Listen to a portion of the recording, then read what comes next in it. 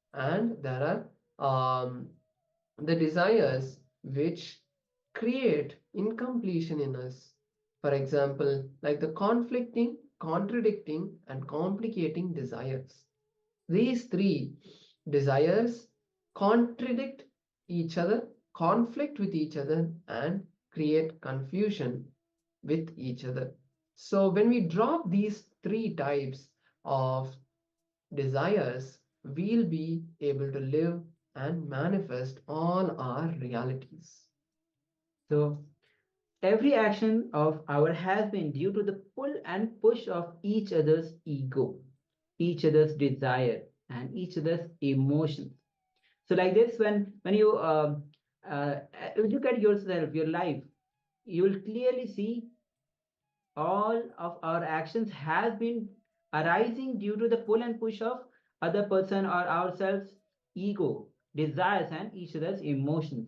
Now if you are able to live out only your desires, you will die in a peaceful death, filled with satisfaction, even if you die on the platform.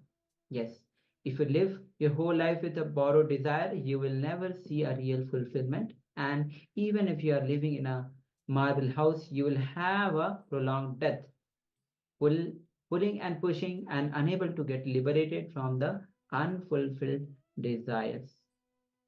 So the difference between your needs and wants are that your needs are already taken care of. It is possible to satisfy your needs, but it is not possible to satisfy the wants because they keep changing all the time. And let's now go into detail about the three desires that I mentioned: conflicting, contradicting, and complicating desires. Where the conflicting desires are having desires which conflict itself. In one statement, you will create a conflict and the wrong energy. For example, you want to get rid of your headache, but you won't do anything, but you don't want to do anything for your headache, so the headache keeps being there. For example, you want to get rid of a headache, but you have to continue doing your work. You want to continue doing your work, or you want to continue playing a game by seeing the screen. So you want to do your work, you want to play a game, but at the same time you want to get rid of the headache, and this is a conflicting desire. Next, there are contradicting desires. Having two or more desires at the same time which contradict with each other. For example, you want to be a CEO, but at the same time you want to lie down on a beach. Yes, it is possible. It is possible for you to be able to be a CEO and lie down on the beach, but you need to have the right understanding and the right desire to manifest that. And finally, we have complicating desires, which is having a desire which gets complicated without direct understanding and the right clarity. This is when you do not have the intelligence to take the decision and straight steps to fulfill the desires. You can go round and round in circles to fulfill them. For example, you want to learn painting, but you first learn stitching, then drawing, and finally you come to architecture, and then you decide, now that I know all the aspects of how to build a building, let me learn painting also. So this is a complicating desire. So let us now watch a series of satsangs where we understand the science behind desire and how to fulfill our desires.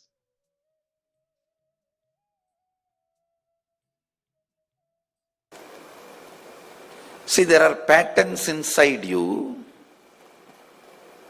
contradicting, conflicting, complicating. I'll give you some examples.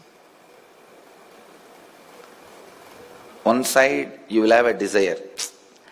I should become a head leader, either in society or company or in politics or wherever.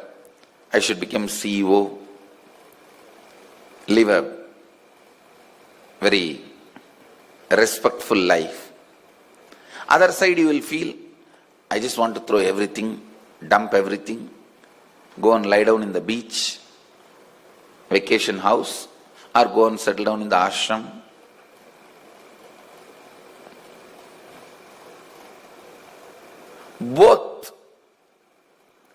Both completely contradict with each other. One side, you want to live a responsible life where you will be responsible for so many people. The other side, you just want to throw everything and lie down in the beach.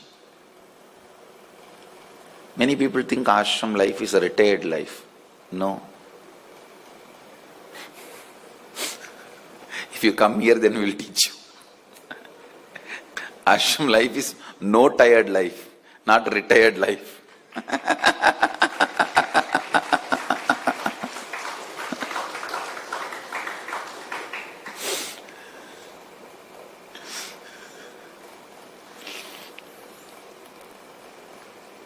Some of the conflicting desires. See, the words you carry inside you plays a major role in your life. For example, if you carry a word, I should get rid of a headache, you will never be out of headache. Because every time this word gets repeated inside you unconsciously, the headache also will get empowered. Instead, you should be carrying the word, I should become healthy. The words you carry is very important. If you want to learn how to carry right words, learn from my Gurukul kids. I have trained them. I have given them a set of rules. You won't hear from them the word no. Not only that, one, talk to them. I have given them completely a new integrity culture, a new integrated DNA.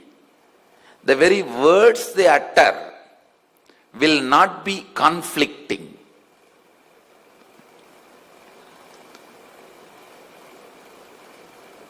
It's not a big, difficult practice. In few days you can pick up actually. It's very easy. It is just your decision not to entertain conflicting statements inside you. How many of you every day morning wake up only with a strong negative dreams? Like you don't have any desire and joy to see somebody or something or excitement to wake up.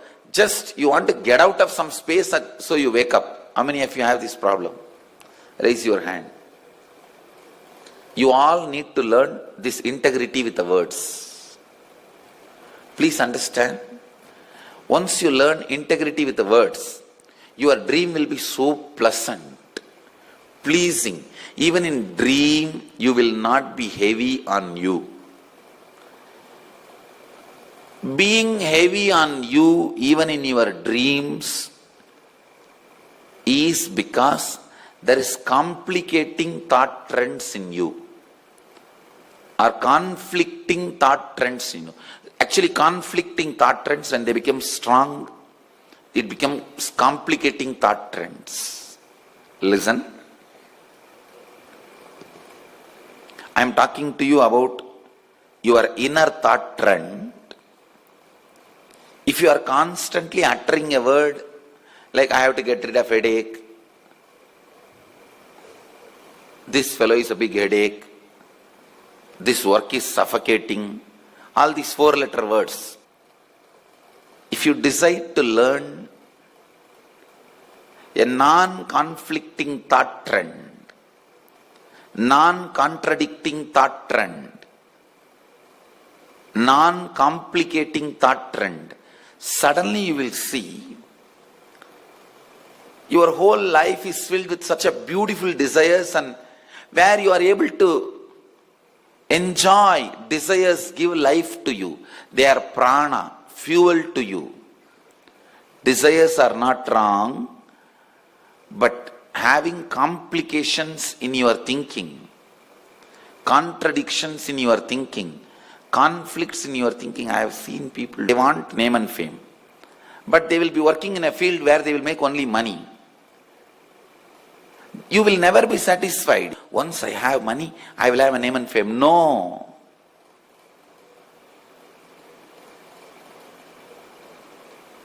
You may want money, but you will be wasting your life in the field where you will get a lot of name and fame, but not money. These are all because of complications, where you are not clear with your thought trend. It is like you jump from the cooker into fire. Because cooker is too hot, you want to jump out, finally you jump into fire. Many times, to escape from one space, if you are jumping into another space, you will be only complicating your life more and more.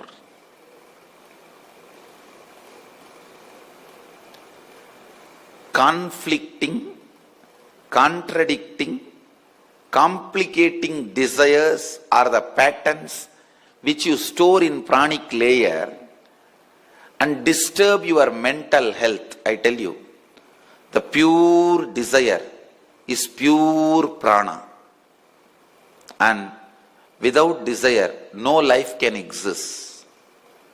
Mahadeva himself is Kameshwara, Lord of desire energy. Devi is Kameshwari, Lord of desire energy, Goddess of desire energy. Desire is not wrong, but confused desire, contradicting thought trends, complicating thought trends. The thought trends which you entertain at various levels, one having the wrong speaking trend. Wrong speaking trend will make the wrong thought trend. Please understand. Whenever you say, oh, this work suffocates, this fellow is suffocates, if you use that word again and again, within 21 days, that will become part of your dreaming structure. That will become part of your dreaming current, dream current. Any suffocating idea becomes part of your dream current, will kill you, will make you feel heavy in your dream. It is you putting load on yourself. You putting load on yourself. Don't put too much load on you. Don't put too much weight on you. Nobody is going to give you tulabara. See, if somebody is going to give equal of your weight, silver, gold, then you can put on a lot of weight. But otherwise it is not worthy game. No, really.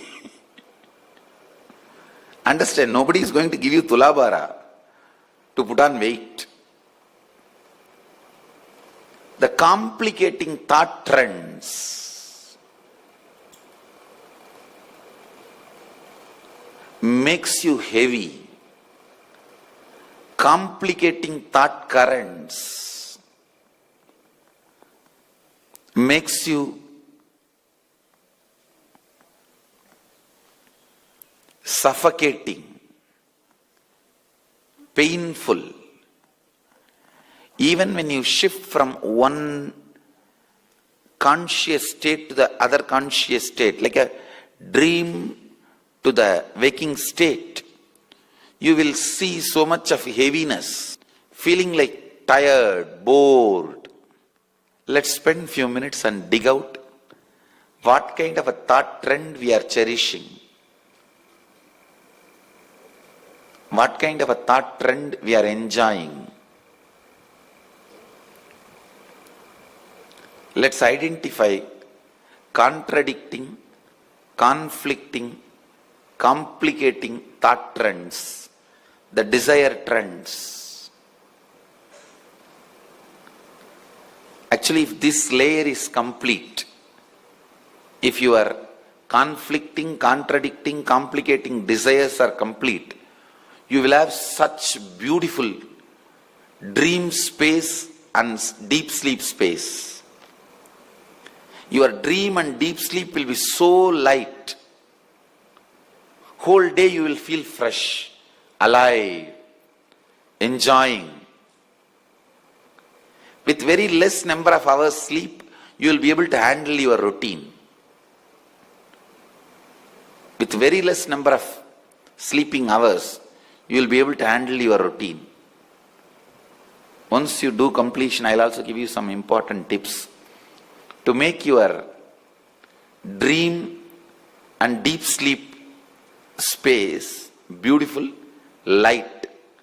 Because if that becomes light, lot of complication in your breathing layer will be cleaned. If the breathing layer becomes complete, lot of complication in that space will be cleaned. It's like one helps the other. Always sleep with the left. Please understand. Ordinary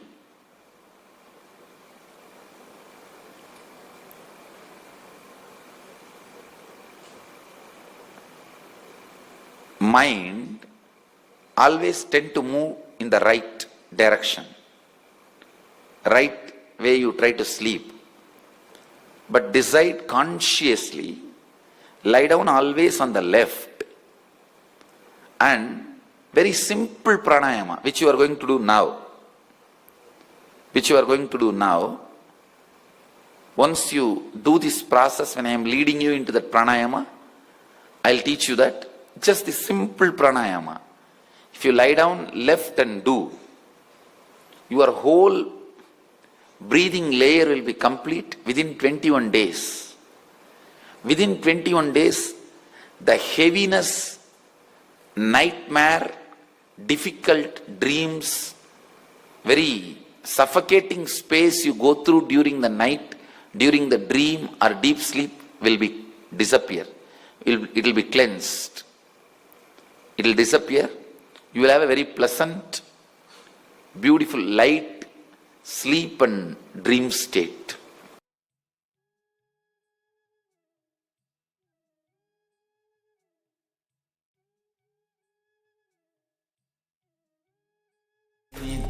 Nityananda Paramashivoham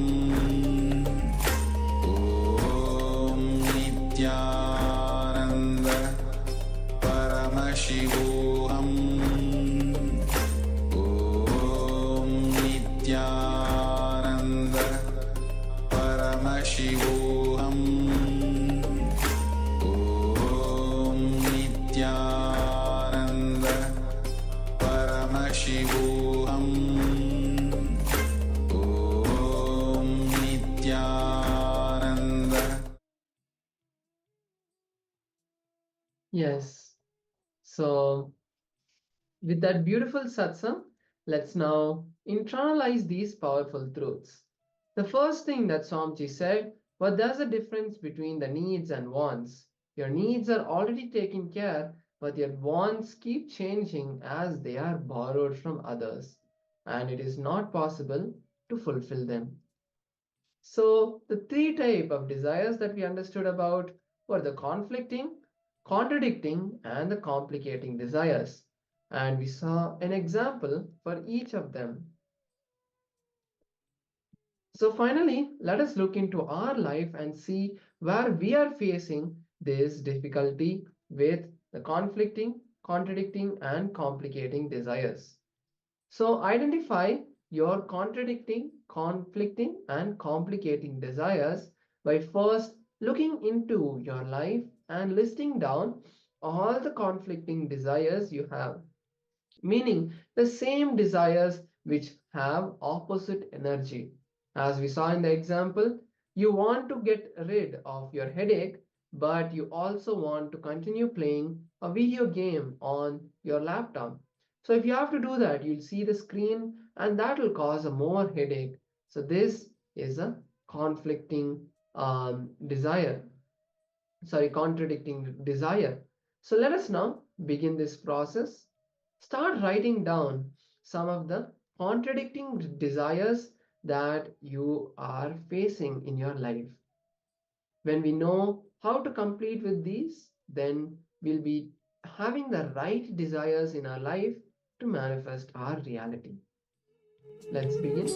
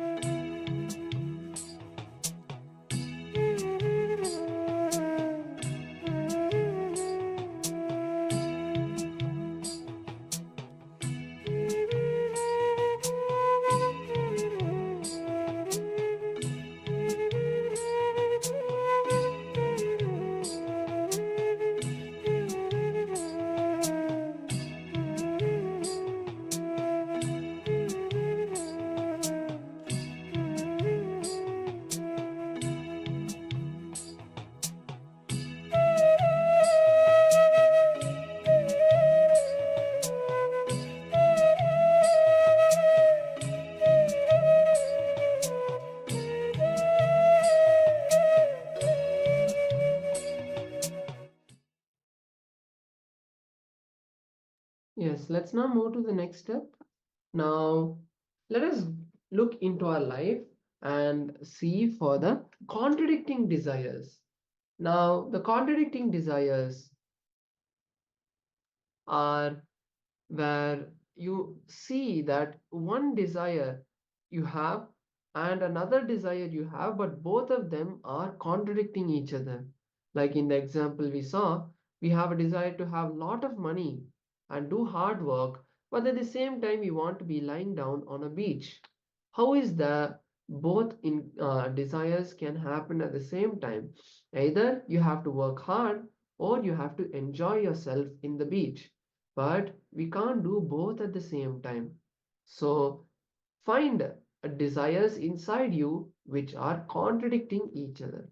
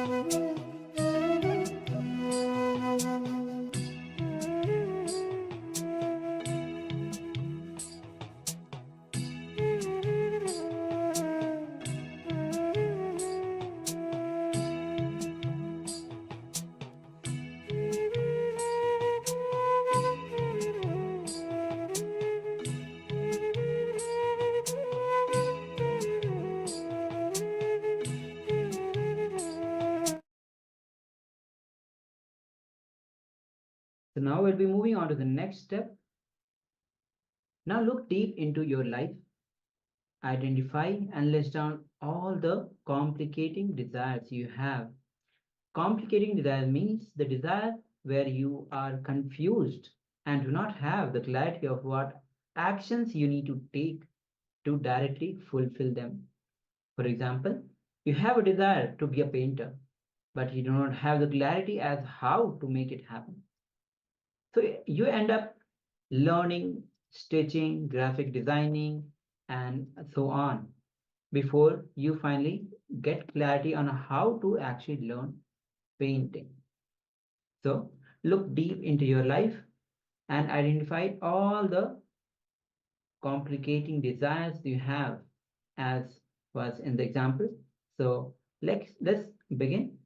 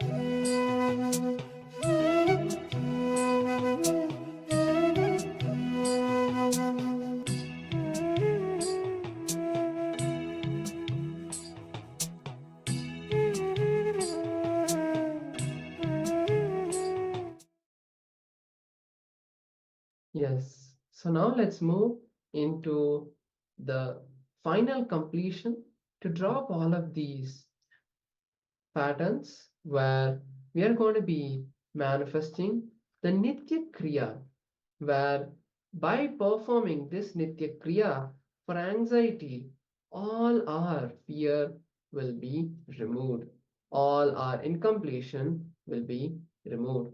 So, whether you have the anxiety problem or you are just wanting to complete, this Kriya will intensely remove all the fears and desires that are conflicting, contradicting, and complicating your life.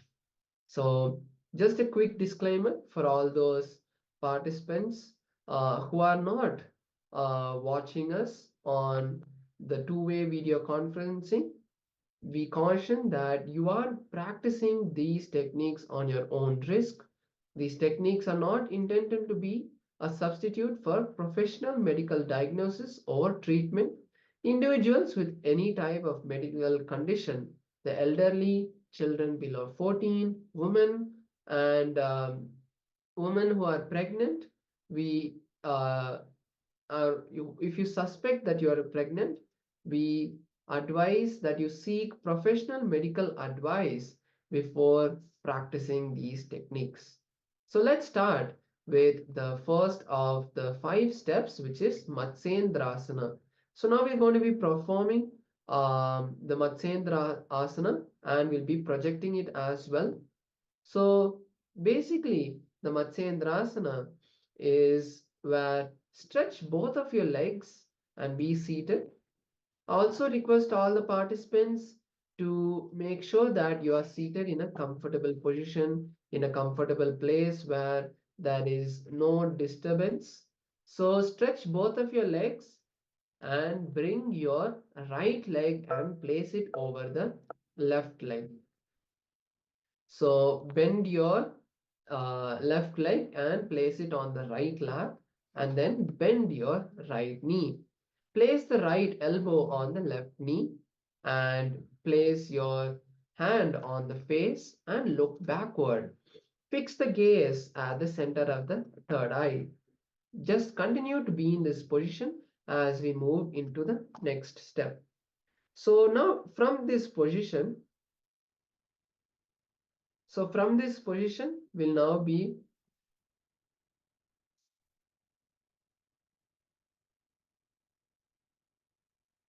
moving into the next asana, next step, which is the first Kumbhaka, which is Trishula Kumbhaka. Now the Trishula Kumbhaka is where you inhale through the both nostrils and mouth simultaneously. Hold the breath before exhalation as long as you can comfortably, judicially, and then exhale through the nostrils. So let's take a few minutes. We are going to be doing this Trishula Kumbhaka 21 times. In the Matsyendrasana, if you can, otherwise just be seated in any comfortable position that you can and start doing this Kumbhaka. Let's begin.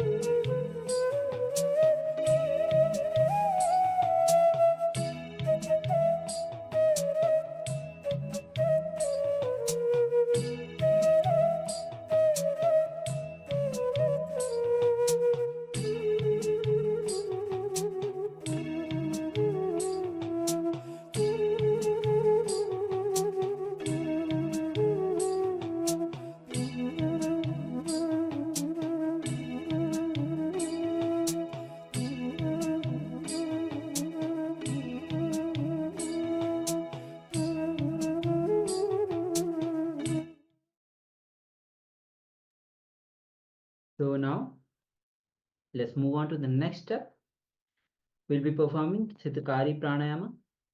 In this pranayama, suck the air through the mouth with the Sitakari, with the means hissing sound, holding it in Kumbhaka as long as possible, and should expel it through the nostril. And by performing it, the thirst, hunger and sleep through indolence will not be produced. So now let's continue to be seated in Matsendrasana, and if you cannot sit in the Matsendra, be in seated, comfortable seated posture, and then press through your teeth and open the lips and suck the air through the gap between the teeth. Be aware of the sound produced after inhalation. Close the mouth and exhale through the nose. Do not hold. So let's repeat 21 times. Let's begin.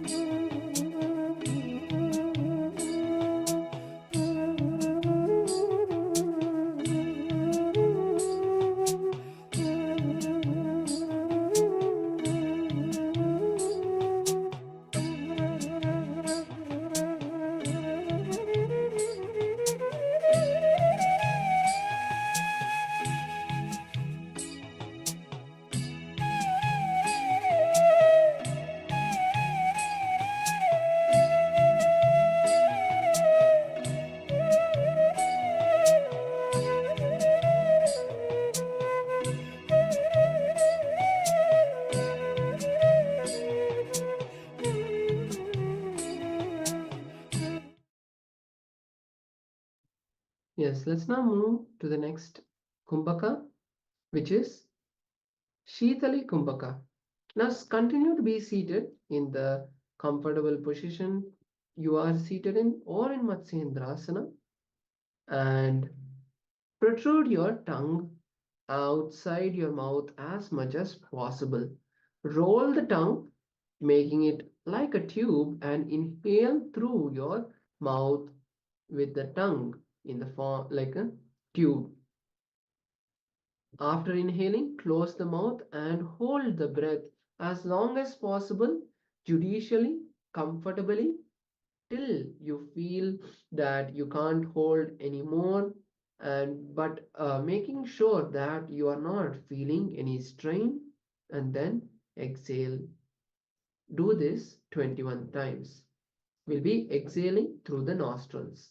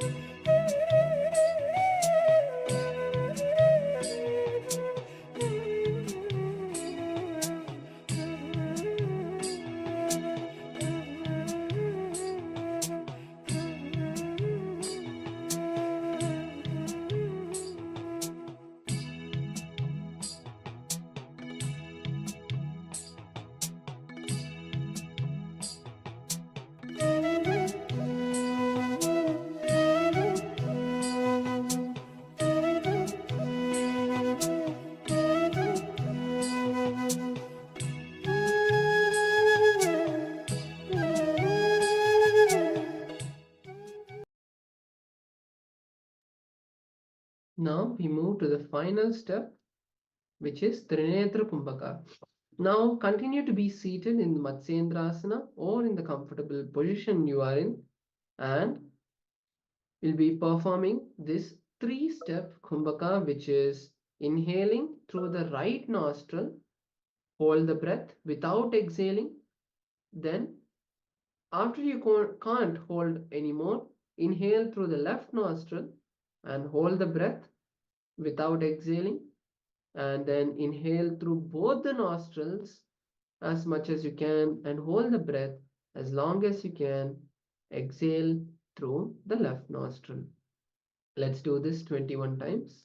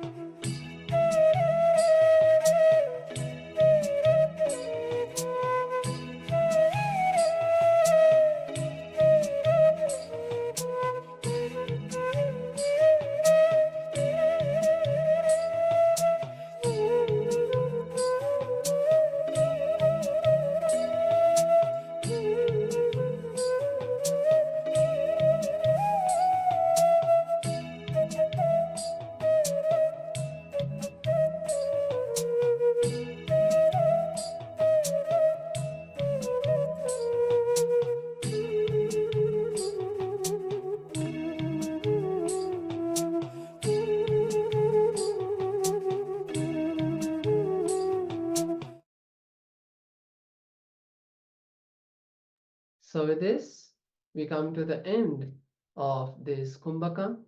Slowly, very slowly, relax your body and open your eyes. Come back to a comfortable seating position. If you are in the Matsyendrasana, allow your legs to relax for a moment. And now we'll be moving into the next round of drawing the images. So now we are going to be manifesting the power of breath dimension once again, where we'll be seeing a picture and you will be seeing the picture through your third eye and drawing it. You will not even see the picture that you have to draw. You will ask Paramashiva to reveal the picture to you. So let's begin the manifestation. Please keep your notebook and pen with you and close your eyes. Visualize Swamiji in your inner space. Bring that connection with him. Now, start chanting the Mahavakya. Om Nityananda Paramashivoham. So now we are showing the steps for all of you to start drawing.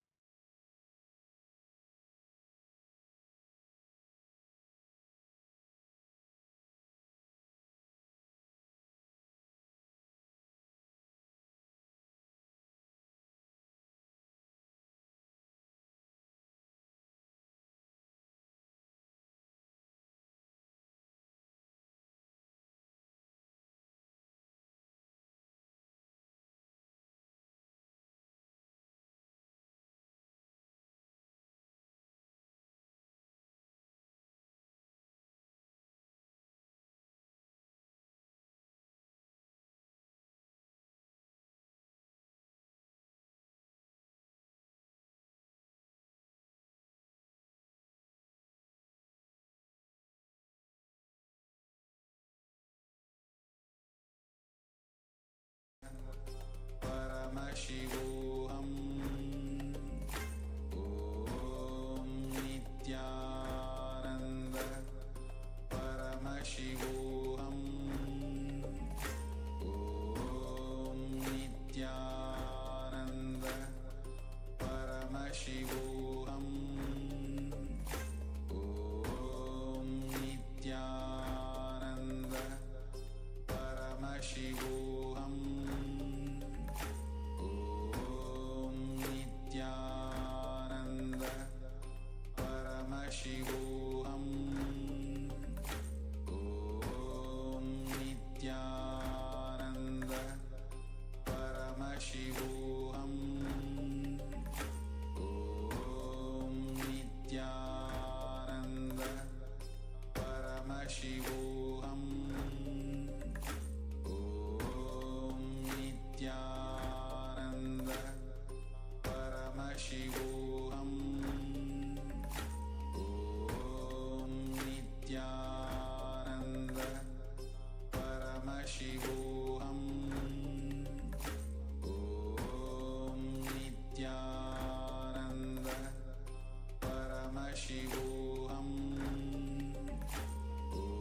Om Nityananda Paramashivoham. Nityananda Paramashivoham. Om Nityananda Paramashivoham. Om